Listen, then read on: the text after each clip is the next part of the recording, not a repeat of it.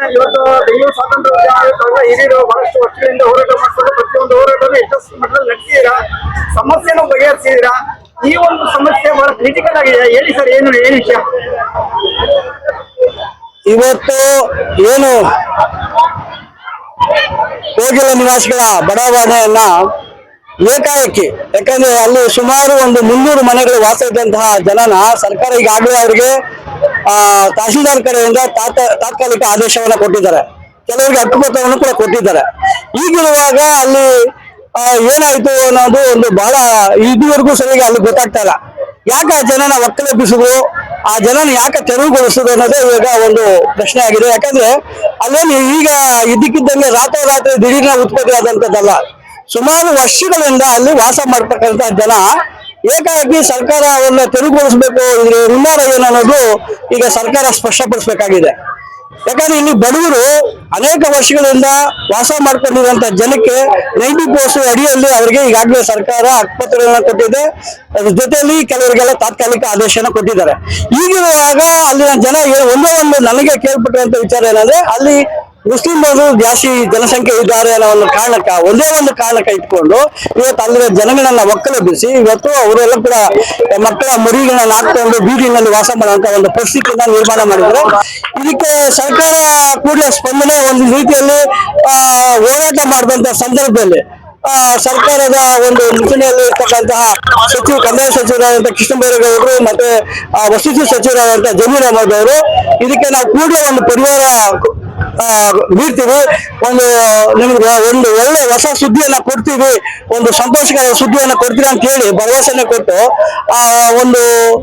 ಆ ಸಂದರ್ಭಕ್ಕೆ ತಕ್ಕವಾಗಿ ಏನೋ ಒಂದು ಮಿಂಚ್ಕೊಳ್ಳುವಂತ ಮಾತುಗಳೆಲ್ಲ ಹೇಳ್ಬಿಟ್ಟು ಇವತ್ತು ಆ ಜನಕ್ಕೆ ಇಲ್ಲಿವರೆಗೂ ಕೂಡ ಒಂದು ಪುನರ್ವ್ಯವಸ್ಥೆಯನ್ನ ಮಾಡ್ತೀವಿ ಅಂತ ಹೇಳಿದಂತ ಸಚಿವರು ಇಲ್ಲಿ ತನಕ ಕೂಡ ಅವರಿಗೆ ಬದಲಿ ವ್ಯವಸ್ಥೆ ಮಾಡಕ್ಕೆ ಆಗ್ತಾ ಇಲ್ಲ. ಅಂದ್ರೆ ಇದು ಏನೋ ಒಂದು ಕೈವಾಡ ಇದೆ ಅಂತ ನನ್ನ ಭಾವನೆ.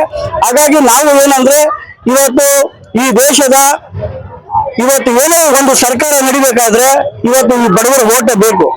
ಈ ಬಡವರ ಓಟ್ ಇಲ್ದ್ರೆ ಇವತ್ತು ಯಾವುದೋ ಒಂದು ಸರ್ಕಾರ ನಿರ್ಣಾಯಕ ಆಗೋಕ್ಕೆ ಸಾಧ್ಯ ಇಲ್ಲ. ಇವತ್ತು ಬಡವರ ಪರವಾಗಿ ಇರ್ತಕ್ಕಂತಹ ಸರ್ಕಾರ ಇವತ್ತು ಅನೇಕ ಯೋಜನೆಗಳನ್ನ ಕೊಟ್ಟಿದ್ದಾರೆ. ಆದ್ರೆ ಇವತ್ತು ಬಹಳ ಮುಖ್ಯವಾಗಿ ಬೇರೆ ಎಲ್ಲ ಯೋಜನೆಗಳಿಗಿಂತ ಬಹಳ ಮುಖ್ಯವಾಗಿ ವಸತಿ. ಇವತ್ತು ಪ್ರತಿಯೊಂದು ಒಂದು ಇರುವ ಕೂಡ ಒಂದು ಗೂಡು ಕಟ್ಕೊಳ್ತದೆ, ಒಂದು ಪಕ್ಷಿ ಕೂಡ ಒಂದು ನೆಲೆಯನ್ನು ಕಟ್ಕೊಳ್ತಾರೆ. ಆದ್ರೆ ಇಲ್ಲಿ ಏನು ನಾವು ಈ ಭಾರತ ದೇಶದ ಮೂಲ ನಿವಾಸಿಗಳಾದ ನಮಗೆ ಬದುಕಲಿಕ್ಕೆ ಹಕ್ಕಿಲ್ಲ ಅಂದ್ರೆ ಯಾವ ರೀತಿ ನಾವು ಪ್ರಶ್ನೆ ಮಾಡ್ಬೇಕು ಅನ್ನೋದೇ ನಮ್ಗೆ ಒಂದು ಯಶ ಪ್ರಶ್ನೆ ಆಗಿದೆ. ದಯಮಾಡಿ ನಾನು ಸರ್ಕಾರಕ್ಕೆ ಇರೋದು, ಮುಂದೆ ನಿಮ್ಮ ಅಧಿಕಾರ ಏನನ್ನ ಮುಂದೆ ಸರ್ಕಾರ ಬರ್ಬೇಕು ಅನ್ನೋದ್ರೆ ನೀವು ಮೊದಲು ಬಡವರಿಗೆ, ವಸತಿ ಇಲ್ಲದವರಿಗೆ, ನಿರ್ಗತರಿಗೆ ಸೂರು ಕೊಡುವಂತ ಕೆಲಸವನ್ನ ಮಾಡಬೇಕು. ಇವತ್ತು ಆ ಒಂದು ನಿಟ್ಟಿನಲ್ಲಿ ಕರ್ನಾಟಕ ರಿಪಬ್ಲಿಕನ್ ಸಂಘಟನೆ ಅನೇಕ ವರ್ಷಗಳಿಂದ ನೆತ್ತಿಗೊಂದು ಸೂರು ಕೃಷಿಗೊಂದು ಭೂಮಿ ಅಂತೇಳಿ ಅನೇಕ ಹೋರಾಟಗಳ ಮೂಲಕವಾಗಿ ಇವತ್ತು ಇರ್ತಕ್ಕಂಥ ಸರ್ಕಾರಿ ಬಹುತೇಕ, ಯಾಕಂದ್ರೆ ಬೆಂಗಳೂರು ವೇಗವಾಗಿ ಬೆಳೀತಾ ಇದೆ, ಇರ್ತಕ್ಕಂಥ ಸರ್ಕಾರಿ ಭೂಮಿಗಳೆಲ್ಲ ಇವತ್ತು ಕಣ್ಣೂರು ಪಾಲಾಗ್ತಾ ಇದೆ. ಆಮೇಲೆ ಹೊರ ರಾಜ್ಯಗಳಿಂದ ಬಂದಂತವರು ಆಕ್ರಮಿಸ್ಕೊಳ್ತಾ ಇದ್ದಾರೆ. ಇವತ್ತು ಏನು ಸರ್ಕಾರಿ ಭೂಮಿಗಳಾದಂತ ಬಂಡಿದಾರ ಆಗ್ಬೋದು, ಸರ್ಕಾರಿ ಖರಾಬ್ ಆಗ್ಬೋದು, ಗೋಮಾಳ ಆಗ್ಬೋದು, ಈ ತರ ಎಲ್ಲ ಭೂಮಿಗಳು ಇವತ್ತು ಮಾಯ ಆಗ್ತಾ ಇದ್ದಾವೆ.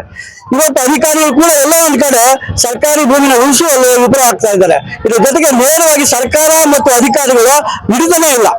ಇವತ್ತು ಏನು ಹಿಂದೆ ಕಾಂಗ್ರೆಸ್ ಸರ್ಕಾರ ಬಡವರ ಪರವಾಗಿತ್ತು ಅಂತೇಳಿ ಅಧಿಕಾರಿಗಳು ಕೂಡ ಬಡವರ ಪರವಾಗಿ ಕೆಲಸ ಮಾಡ್ತಾ ಇದ್ರು. ಇವತ್ತು ಬಡವರ ಪರವಾಗಿ ಯಾರು ಕೂಡ ಅಧಿಕಾರಿಗಳೆಲ್ಲ, ಸರ್ಕಾರನೂ ಕೊಡಲ್ಲ. ಇವತ್ತು ಹೋರಾಟವನ್ನ ಮಾಡ್ತಾ ಇದ್ದೀವಿ. ಇವತ್ತು ಹಿಂದೆ ಎಷ್ಟೋ ಸರ್ಕಾರಿ ಭೂಮಿಯನ್ನ ಬಡವರು ಹಂಚಿದ್ದಾರೆ, ನಿರ್ದೇಶಕರಿದ್ದಾರೆ.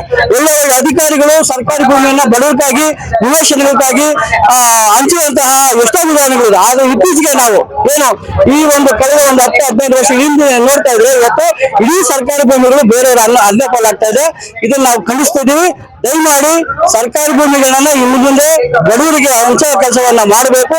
ಈಗಾಗಲೇ ಆ ಒಂದು ಪ್ರಯತ್ನದಲ್ಲಿ ನಾವು ಕೂಡ ಸಂಘಟನೆ ಇವತ್ತು ಏನು ಕೋಗಿಲ ನಿವಾಸಿಗಳಿಗೆ ಆಗಿರುವಂತಹ ಅನ್ಯಾಯವನ್ನ ತಿಳಿಸ್ತೀವಿ. ಅವರಿಗೆ ಪುನರ್ವಸತಿ ಸರ್ಕಾರ ಬದಲಿ ವ್ಯವಸ್ಥೆ ಮಾಡುವವರೆಗೂ ದುರಂತವಾಗಿ ಅವ್ರ ಹೋರಾಟದ ಜೊತೆ ನಾವು ಕೂಡ ಇರ್ತೀವಿ, ಬೆಂಬಲವನ್ನು ಸೂಚಿಸ್ತೀವಿ. ಇವತ್ತೇನು ಈ ಹೋರಾಟದಲ್ಲಿ ಭಾಗವಹಿಸುವಂತ ಎಲ್ಲರಿಗೂ ನಾನು ಧನ್ಯವಾದಗಳನ್ನು ಸಲ್ಲಿಸ್ತೇನೆ. ನನ್ನ ಹೆಸರು ಬೆಳ್ತಲ್ ವೆಂಕಟೇಶ್ ಅಂತೇಳಿ, ಕರ್ನಾಟಕ ರಿಪಬ್ಲಿಕನ್ ಸಂಘಟನೆ ರಾಜ್ಯಾಧ್ಯಕ್ಷರು. ನನ್ನ ಜೊತೆಯಲ್ಲಿ ಅನುಸೂಚಿತ ಜಾತಿಗಳ ಐಕ್ಯತಾ ರಾಜ್ಯ ಅಧ್ಯಕ್ಷ ಅಂತ ಪಟ್ಟಣದ BKP ಕೃಷ್ಣಪ್ಪ ಅವರಿದ್ದಾರೆ. ನಮ್ಮ ಕರ್ನಾಟಕ ರಿಪಬ್ಲಿಕನ್ ಸಂಘಟನೆಯ ಕಾರ್ಮಿಕ ಘಟಕದ ರಾಜ್ಯ ಪ್ರಧಾನ ಕಾರ್ಯದರ್ಶಿಗಳಂತಹ ಹಿರೇಂಡಳ್ಳಿ ರಾಮಸ್ವಾಮಿ ಅವರಿದ್ದಾರೆ, ಮತ್ತೆ ನಮ್ಮ ಬೆಳ್ತೂರು ವಾರ್ಡ್ ಅಧ್ಯಕ್ಷ ಅಂತ ಪುನೀತ್ ಅವರಿದ್ದಾರೆ. ಎಲ್ಲರಿಗೂ ಜೈ ಭೀಮ್.